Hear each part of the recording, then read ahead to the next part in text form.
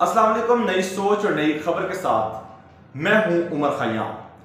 नाज़रीन, 9 अप्रैल 2022 जब इमरान खान को तहरीक अदम एतमाद की कामयाबी के बाद इक़्तिदार से निकाला गया था, उसके बाद जो शहरी अवाम सड़कों पर निकली इमरान खान के हक में, उससे इमरान खान की मकबूलियत में तकरीबन 99% इजाफा हुआ। अगर हम यूं कहें कि इमरान खान की गिरी हुई मकबूलियत को दोबारा सहारा मिला तो गलत नहीं होगा। लेकिन 9 मई 2023 जिस दिन इमरान खान की गिरफ्तारी अमल में आई, उसके बाद गिरफ्तारी के रिएक्शन में जो वाक़यात रूनमा हुए, काबिल मुज़म्मत वाक़यात जिसका दफा किसी सूरत नहीं किया जा सकता, उस वाक़यात के बाद बज़ाहिर इमरान खान की मकबूलियत में शायद कमी ना आई हो, लेकिन इमरान खान और इमरान खान की पार्टी इस सारे अमल से, इस सारे वाक़यात से ज़रूर मुतासर हुई है। क्योंकि उस दिन रियासती अदारों को जो है वो हजूम की तरफ से, लोगों की तरफ से निशाना बनाया गया। असली तनसीबात में जो हुआ वो सबने देखा। क्योंकि रियासत के अदारे मजबूत होंगे तो रियासत मजबूत होगी, और इसी सारे अमल में जो है मजबूत रियासत में ही हमारी बका है। अच्छा, अब जब से 9 मई का वाक़या पेश आया है, उसके बाद से हुकूमत इस सारे वाक़ये को एक हथियार के तौर पर इस्तेमाल कर रही है। वो हर तरह से इमरान खान को, इमरान खान की पार्टी को नुकसान पहुंचाने का कोई भी मौका हाथ से नहीं जाने दे रहे। इस सारे अमल के बाद हमें पाकिस्तान तहरीक इंसाफ टूट फूट कर जो है वो शिकार भी दिखाई दे रही है। महमूद मौलवी सबसे पहले गए, उसके बाद आमिर कियानी, अब गुज़श्ता रोज़ शीरी मज़ारी, फ़याज़ुल हसन चौहान और दीगर बड़े बड़े नाम अब तक तकरीबन जो है वो 24 के करीब जो नाम हैं वो पार्टी छोड़कर जा चुके हैं। इस सारे अमल में जो मीडिया का रोल है वो भी जो है वो भरपूर तरीके से हुकूमत के टूल के तौर पर इस्तेमाल किया जा रहा है। हुकूमत जो दिखाना चाहती है वही दिखाया जा रहा है, और एक हाइप क्रिएट की गई है कि पाकिस्तान तहरीक इंसाफ की जो गेम जो है वो ओवर हो चुकी है, ताकि जो लोग अभी तक जो है वो इंतज़ार कर रहे हैं कि देखते हैं आगे क्या होता है, फिर फैसला लिया जाए, उनको भी जो है वो भी पार्टी छोड़ने पर मजबूर हों, और जो छुपे बैठे हैं वो भी जो है वो पाकिस्तान तहरीक इंसाफ को खैर बात कहें।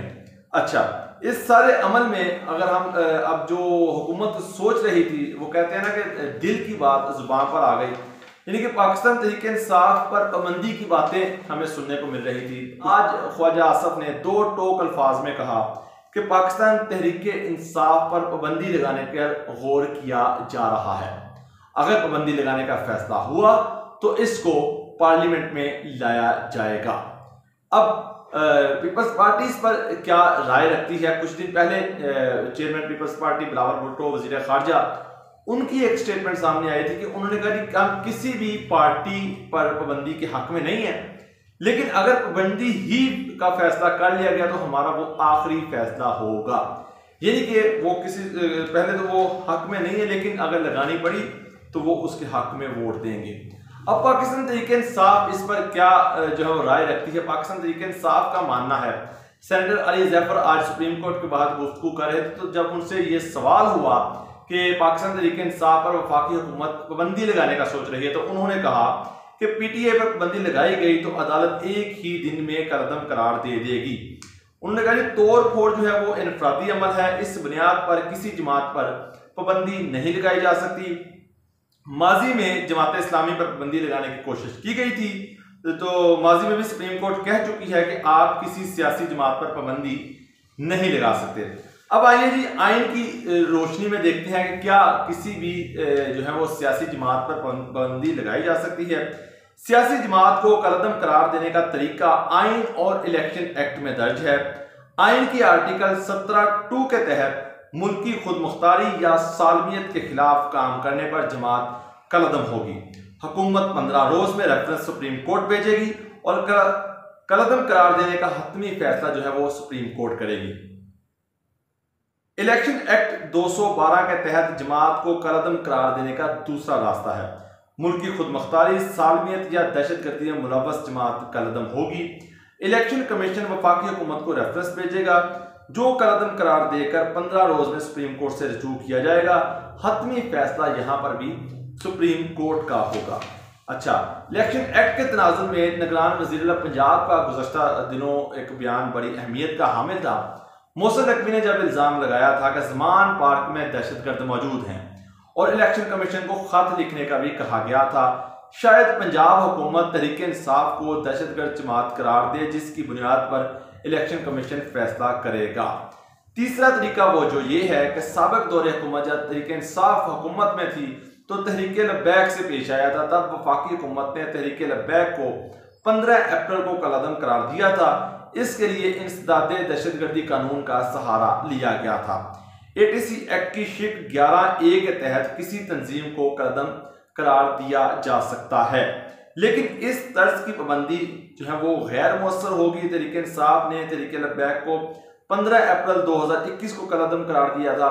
इसके बावजूद इन्होंने कराची में 29 अप्रैल में होने वाले इलेक्शन में हिस्सा लिया, जिसमें पीपल्स पार्टी के डॉक्टर कादर मंदूखेल जो है वो कामयाब हुए थे। तहरीक लब्बैक से 7 नवंबर को पाबंदी जो है वो हटा ली गई थी। इसके बाद ये देखें, जो अगर मैं कहूँ कि वफाकी हुकूमत अगर ये कदम उठाती है तो पंजाब हुकूमत मोहसिन नकवी और इलेक्शन कमीशन का सहारा लिया जाएगा। पंजाब हुकूमत से रिपोर्ट इलेक्शन कमीशन को भेजी जाएगी, जो आगे वफाकी हुकूमत को फॉरवर्ड करेंगे। बहरहाल यहाँ भी सुप्रीम कोर्ट का जो है वो फैसला हतमी होगा। जिस तरह पहले हम कह चुके हैं कि अली जफर ने कहा कि अगर ये मामला इस तरह आया, अगर ख्वाजा आसिम ने जो कहा कि एक हम पाबंदी लगाने का सोच रहे हैं, तो हतमी फैसला जो है वो सुप्रीम कोर्ट करेगी। जिस तरह हमने सारे सिनेरियो में देखने को मिल रहा है कि मुख्तलिफ वाक़यात मुख्तलिफ जो है वो चीज़ों में पाकिस्तान तहरीक इंसाफ को रिलीफ मिला है सुप्रीम कोर्ट में, तो अगर यहाँ से भी अगर हुकूमत पाबंदी लगा कर इस मामले को आगे जाती है तो सुप्रीम कोर्ट से पाकिस्तान तहरीक इंसाफ को रिलीफ मिल भी सकता है। इस सारी बहस में ये ख्याल रखें, आइन को मुल्क के हर किस्म के कानून पर फोकियत हासिल होती है। आइन में पाबंदी के लिए खुद मुख्तारी या सालमियत का तस्करा है। दहशतगर्दी हुकूमती इल्ज़ाम का तस्करा इलेक्शन एक्ट में है। सुप्रीम कोर्ट में मामला गया तो आइन ही को फोकियत मिलेगी।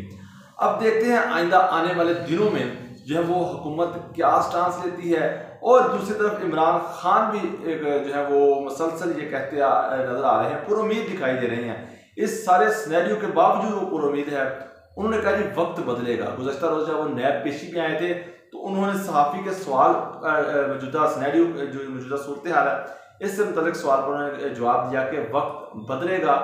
कन पट्टी पर पिस्तौल रखकर जो है वो कहा जा रहा है कि वफादारियां पार्टी को छोड़ दें। तो इस सारा जो है ये वो मामला है। अच्छा, इस सारे सूरत हाल पर जो आजकल सिचुएशन क्रिएट हुई है उस पर हामिद मीर साहब का एक तज्जिया आज दी न्यूज़ में पब्लिश हुआ। बड़ा दिलचस्प तज्जिया था, आप भी ज़रूर पढ़िएगा। उन्होंने कहा जी क्या इमरान खान किसी तारीख सुरुंग की तरफ बढ़ रहे हैं। दूसरा उन्होंने नुकता उठाया कि मेरी कुछ दिन पहले वज़ीर आज़म से बात हुई और सदर पाकिस्तान से मुलाकात हुई। सदर मुमलकत जो है वो क्लियर नहीं थे, वो इस चीज़ श्योर नहीं थे कि नवंबर 2023 अक्टूबर में इलेक्शन होंगे या नहीं। दूसरी तरफ हामिद मीर साहब ने कहा जब मेरी वज़ीर आज़म शहबाज शरीफ से मुलाकात हुई तो वज़ीर आज़म ने पूरे इत्मीनान तरीके के साथ कहा कि हम इस साल अक्टूबर में इलेक्शन कराने जा रहे हैं। साथ उन्होंने कहा कि इमरान खान के लिए अच्छी खबर है, लेकिन शायद वो आइंदा इलेक्शन लड़ने की इजाज़त ना दें। साथ ही उन्होंने कहा कि जो सबसे अहम नुकता उन्होंने अपने आज के इस पॉइंट में उठाया, उन्होंने कहा सारी सूरत हाल एक तरफ हुकूमत सारी PTI टूट भी जाए तो तब भी वो शहबाज शरीफ की हुकूमत की जो ख़राब हुक्मरानी और मुआशी खराबियाँ हैं वो सबसे बड़ी ताकत है इमरान खान की। आज भी बिजली के रेट में इजाफा हुआ 1.29 फी यूनिट, यानी कि जो बंदा आज से 1 साल पहले 2000 बिल देता अब उसको 6-7 हज़ार बिल आ रहा है। तो वो किस तरह इमरान वज़ीर आज़म शहबाज शरीफ की हुक्मरानी को तस्लीम करेगा। इस महंगाई से स्थायी अवाम ज़रूर इस हुकूमत का मुतबादल ढूंढने में की कोशिश करेगी। तो सबसे बड़ी जो फेलियर है इस हुकूमत का वो बैड गवर्नेंस है और महंगाई, बढ़ती हुई महंगाई, जिसका मुख्तलिफ जो इंटरनेशनल अदारे हैं, ब्लूमबर्ग है और जो दीगर अदारे हैं वो भी इस पर इजहार कर चुके हैं। हामिद मीर साहब ने ये जो सबसे अहम बात की, उन्होंने कि पसंद करें या ना करें, इमरान खान को इन दिनों पाकिस्तान में किसी भी सियासतदान से ज़्यादा अवामी अहमियत हासिल है, लेकिन बदकिस्मती से वो अपनी सियासी गलतियों की कीमत चुका रहे हैं। इसके बाद उन्होंने कहा जी एंड में कि मेरा ख्याल है अगर नवाज शरीफ की वापसी हो सकती है तो खान साहब भी चंद सालों बाद ऐसा कर सकते हैं। इस वीडियो में इतना ही, मुझे दीजिए इजाजत। अल्लाह हाफिज।